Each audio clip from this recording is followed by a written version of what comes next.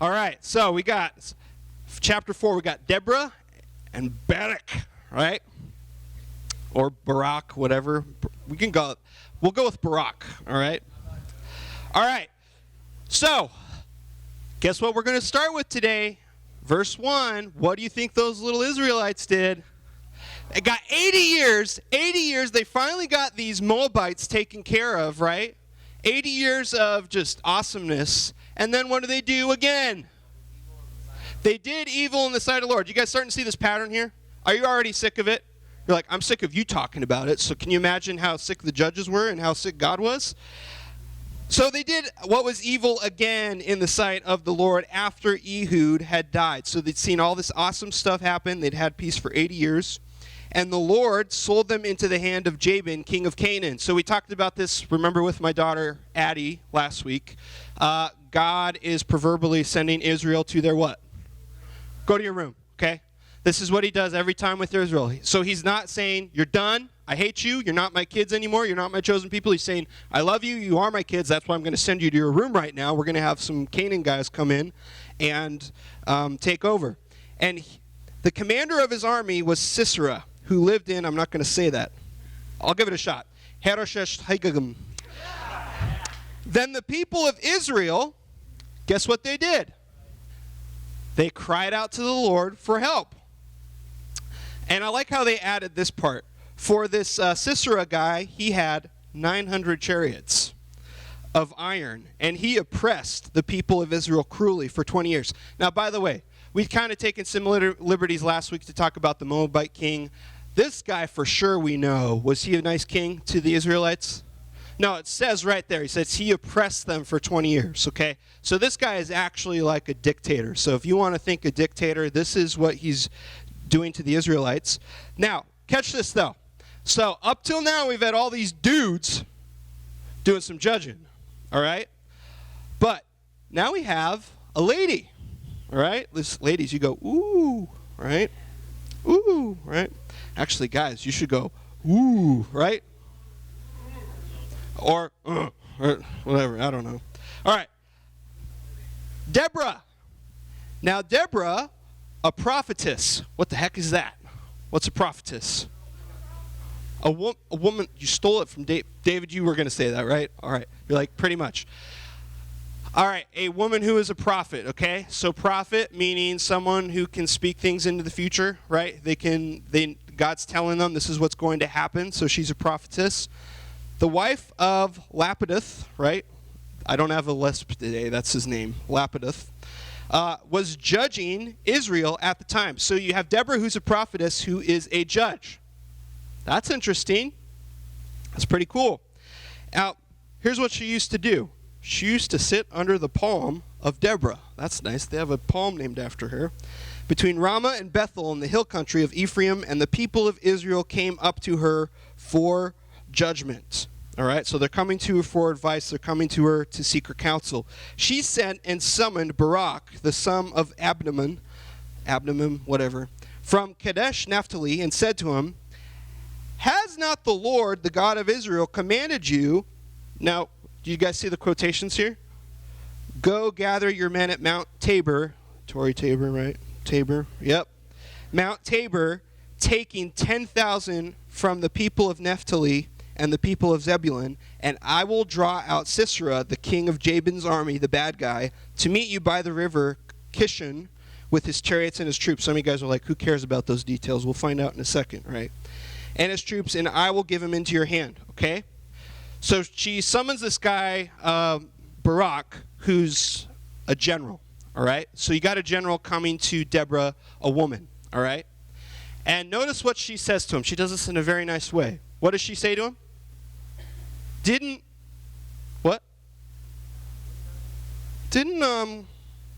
God say this? And she just says, here's what you need to do. Like, she tells the general what to do. Did you notice that? Military tactics. She says, hey, general, didn't God tell you to do this? Now, what does that imply? When she says, hey, didn't God say blah, blah, blah, blah, blah? And what's he doing? He's talking to her. So what does that say about Barak? He he sucks, right? Is he being a very good listener right now, right? This is what I tell my kids right now. You're not being a very good listener, right? He's not being a very good listener right now. So God's already told him, this is what you need to do to be successful. And Deborah, in a very nice way, is saying, so why haven't you done it? What's going on here? And think about this too. Culturally, a woman is being approached by a man who is not just a man, but a general in that culture, okay? This was a no-no, all right? So, oftentimes, students listen up if you don't, this is free, okay? So oftentimes in the Bible, what you'll hear is, as you guys will go out in the world, you'll hear stuff like this. Well, the Bible is oppressive towards women, okay? Because they'll pull out verses like, women are to keep silent in the church, okay? And a bunch of stuff like that, right? And they'll misunderstand things like women are needing to submit to the husband, right? A wife is to submit to her husband. And immediately people think, submit, that means the husband just bosses me around like a dictator, right? Like we're talking about. Is that what it means? No, that's stupid, right? That is not what it means at all. And a great place to take them is, you don't have to go to the New Testament to prove your point. You can go all the way back to, so mark this, okay? You can go all the way back to Judges. Does God hate women? Ladies, does God hate you? There's only like, all right, 4 women here don't think God hates them. All right, ladies, does God hate you? Are you less than a man?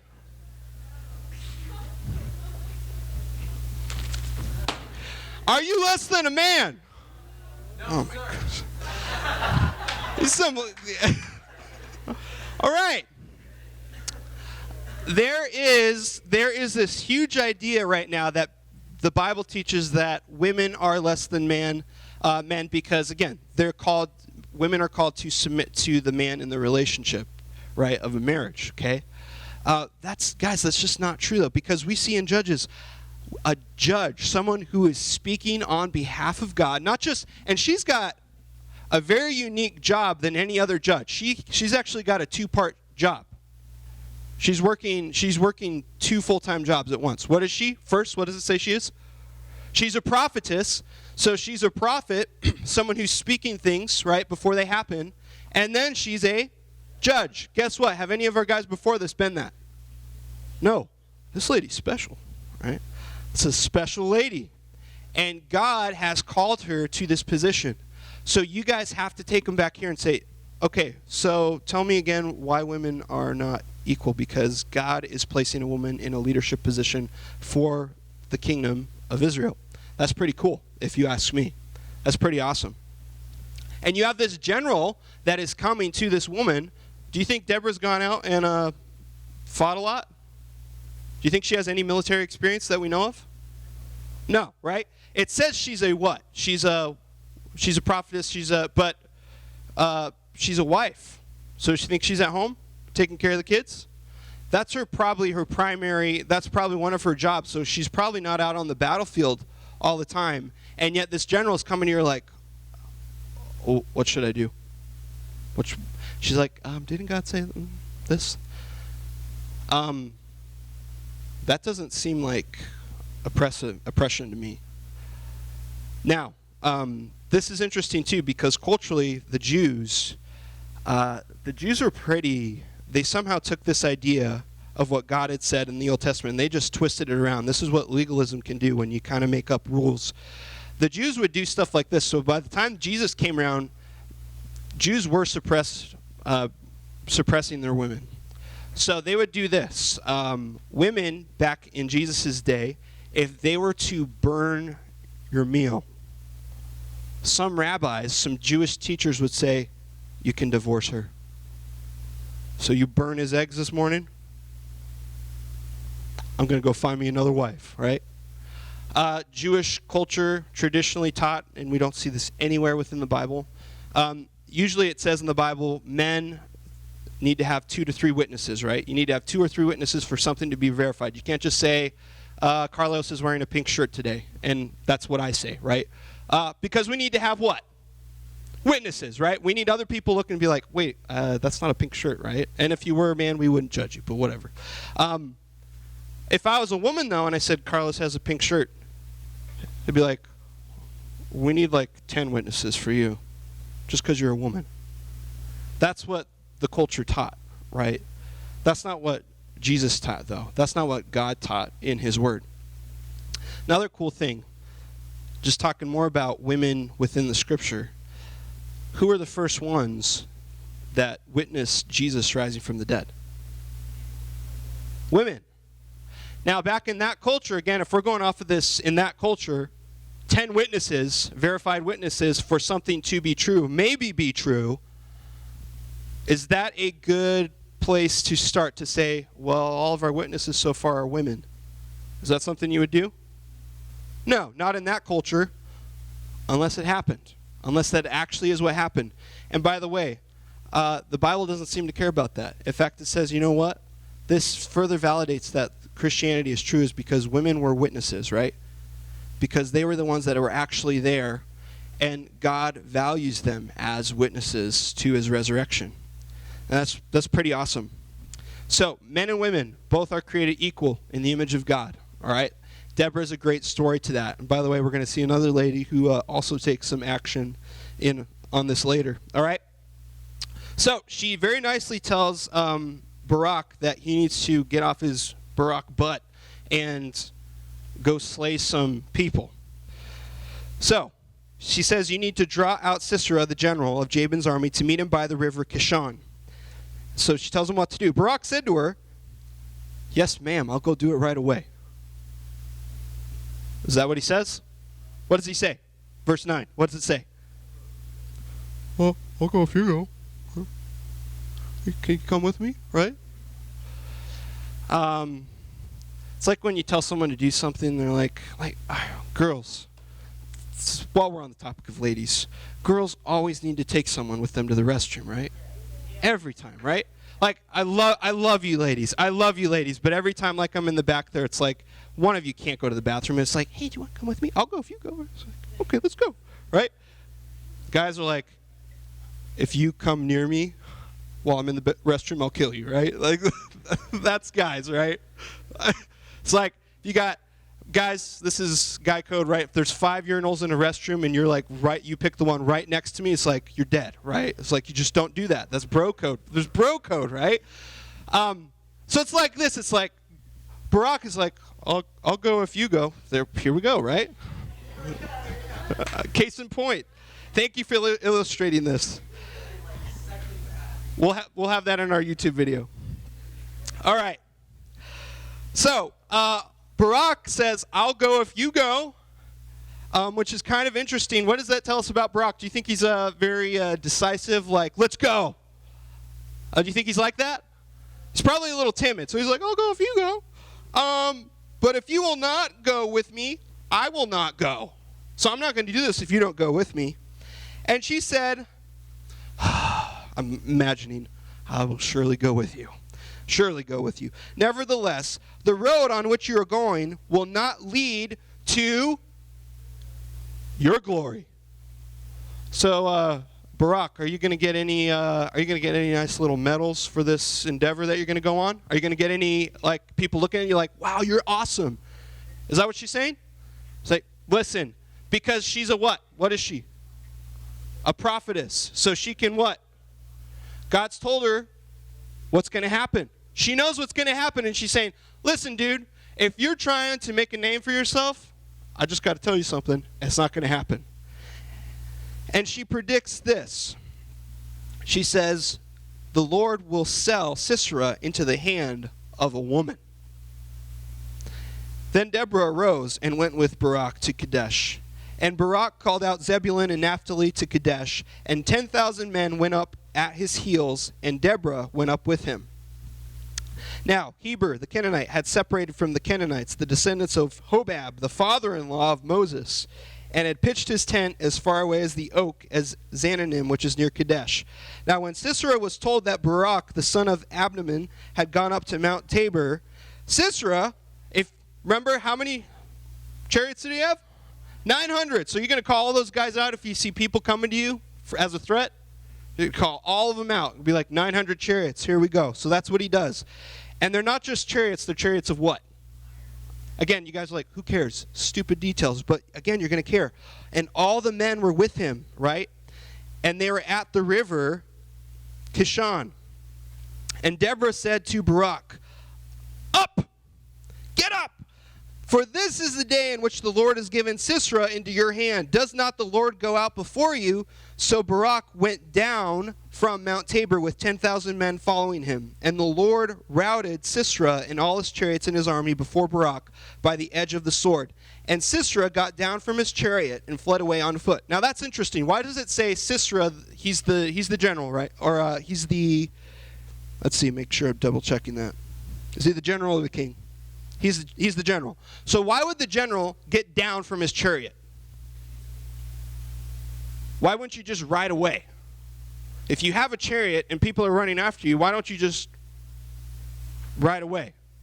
Just be like, forget this, I'm getting out of here. Why does it say he got up off of his chariot and ran away? Now we said this a couple times. Where's the battle at? It's by the river Kishon. This is a common floodplain in Israel. So when rains come, and we actually find out later in chapter 5 during this sweet song that Deborah sings, right? She talks about how these rains come from the Lord. And these chariots made of what? Iron. What happens when chariots of iron are in mud? Right? They're just sinking down. So the Lord intervenes. That's why it says the Lord was the one that won the battle for him, because chariots of iron in a bunch of mud just sitting there, do you think that's going to do a lot?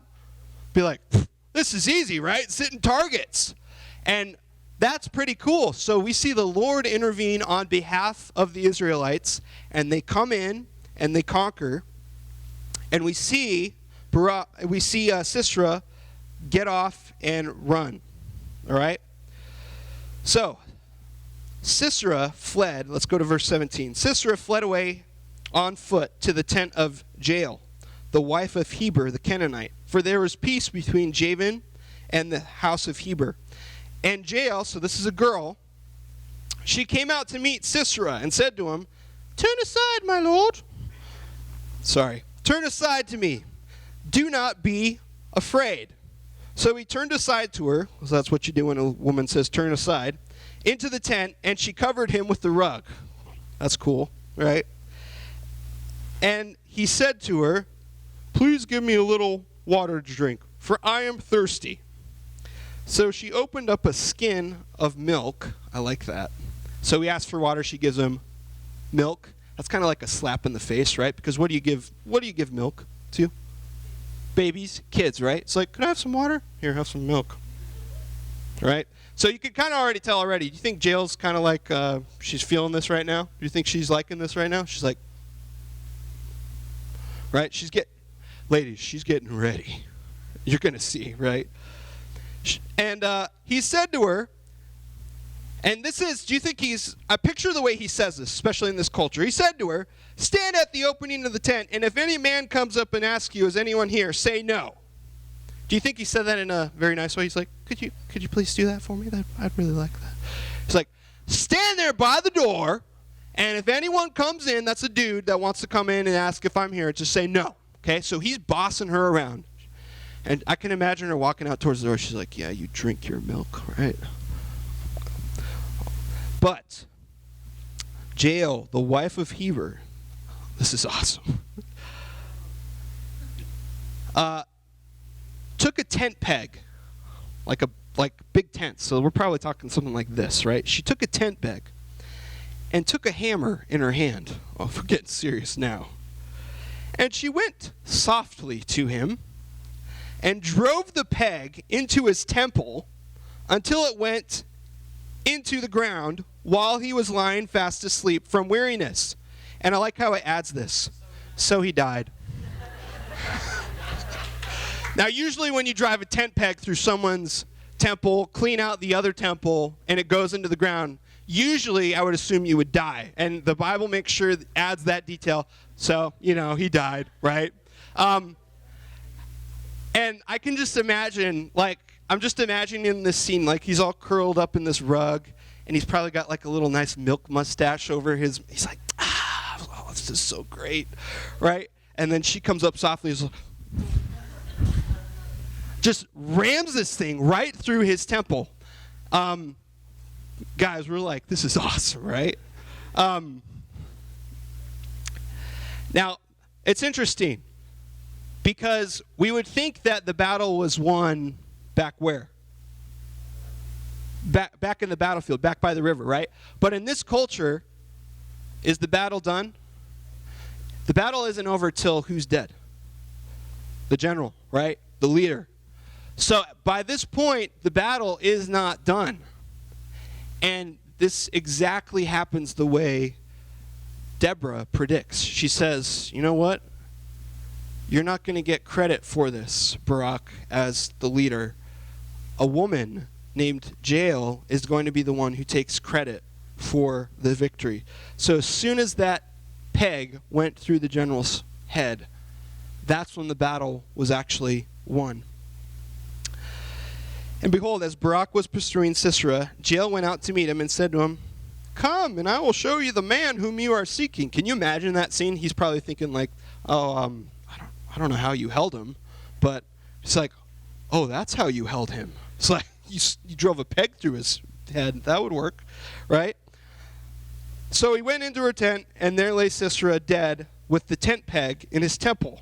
So she didn't leave it. She didn't pull it out. She just left it there.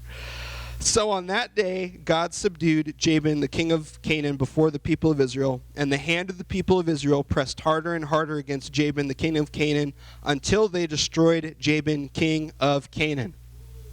Awesome, right? And then chapter 5 is this song about further details of that story, and that's how we find out about this reign and stuff like that. Pretty cool stuff, guys. Again, just want to point out, ladies, this is a great story for you because God can use anyone, right? God uses multiple people in various ways, right? He uses Deborah. He uses Jael. In Joshua, he uses a prostitute, right? When he called the disciples, he called fishermen, he called tax collectors who were like the scum of the earth back then, called all different types of people. He had women as his disciples. God chooses people, right? Anyone.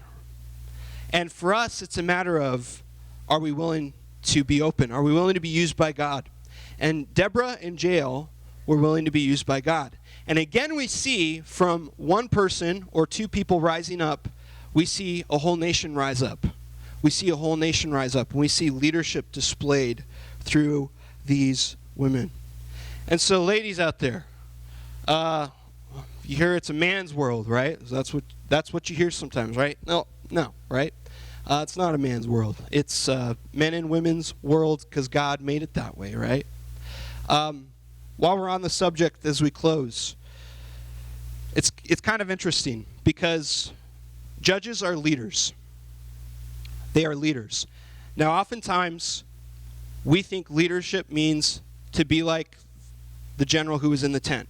And what did the general tell Jael to do in the tent? Was he nice about what he was asking her to do? What was he doing?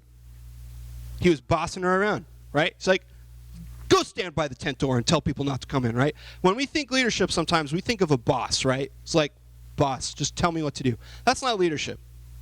Leadership is servant leadership. Leadership is, you know what? I'm in a position of leadership. I'm here to serve you, right?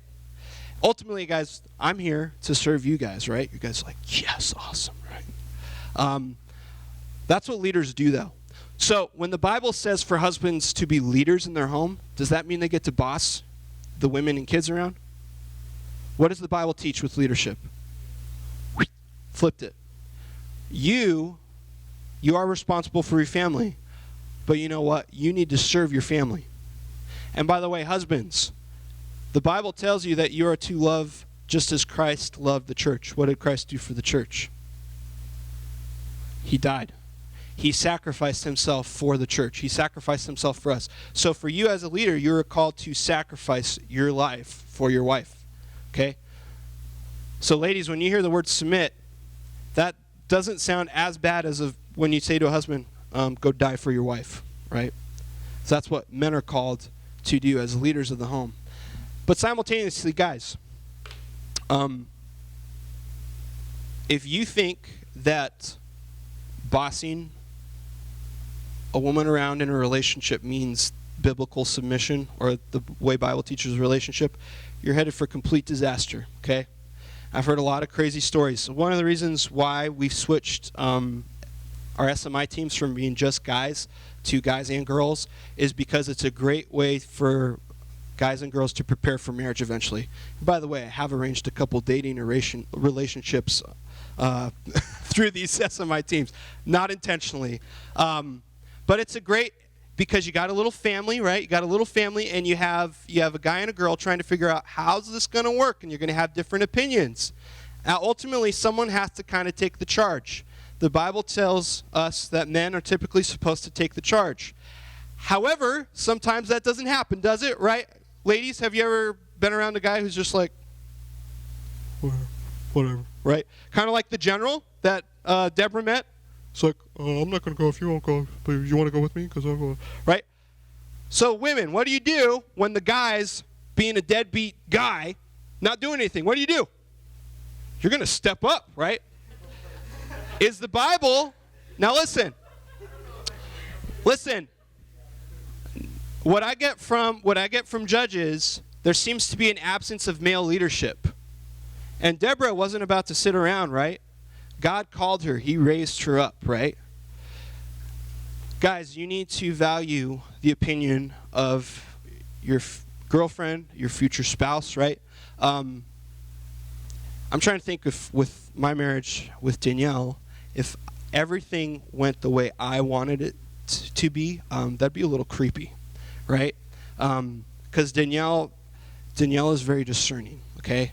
Now, Pastor Steve jokes about this. He says, everyone thinks they have the spiritual gift of discernment, like you know what to do. It's like, oh yeah, I'm pretty discerning. Guys, I'm not discerning, okay? I'll just randomly decide to do stuff, and my wife will be like, I don't think you should do that. I think that's kind of dumb, right? If I didn't listen to her, I'd be dead, probably. And our kids might be in trouble, and they probably wouldn't have bathed for a while. But I'm still the spiritual leader of the home. And so, guys, you can be simultaneously tough and you can be tender, okay? You got to be open. Ladies, never be afraid to tell a guy, that's dumb, right? Now, don't be a jerk about it. Deborah could have been a jerk about it to the general, being like, what the heck are you doing? Didn't God say to do this, you idiot, right? She doesn't say that. She's gentle about it. She's like, didn't God say this, right? Respectfully state your opinion, say what's going on, be like, so what is this, right? Don't be afraid to lead, because the Bible doesn't say women cannot lead in that capacity, right?